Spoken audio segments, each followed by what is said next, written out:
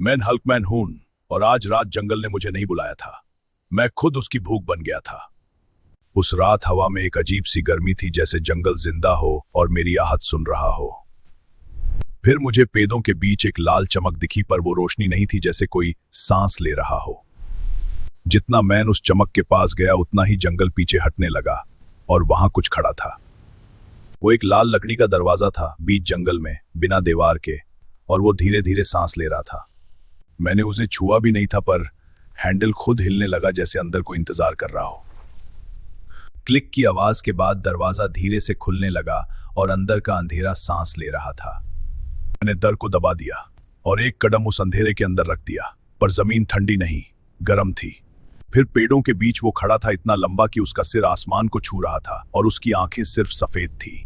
उसने मुंह नहीं खोला, पर उसकी आवाज सीधा मेरे दिमाग में गूंजी, तू वापस नहीं जा सकता हल्कमैन। मैंने हिम्मत करके कहा, तू कौन है? और अगले ही पल वो मेरे बिल्कुल सामने खड़ा था। उसने धीरे से अपनी लंबी उंगली मेरे सीने पर रखी और एक ठंडी आग मेरी बॉडी में दौड़ गई। मुझे लगा मेरी ताकत बढ़ रही है, पर फिर समझा ये मेरी नहीं थी। मेरे हाथ अपने आप हिलने लगे, जैसे कोई और मेरी बॉडी चला रहा हो। अब तुम मेरे हो। मैंने आंखें बंद की और पूरी ताकत से चिल्लाया, ये मेरी बॉडी है। मैंने बिना सोचे सीधा मुक्का मारा और हवा तक फटने की आवाज आई। वो हंसता नहीं था, पर मुझे महसूस हुआ जैसे मैं खुद से ही लड़ रहा हूं। मैं तुम हूं। उसकी आवाज फिर गूंजी, मैं बाहर से नहीं आया, मैं हमेशा से तुम्हारे अंदर था।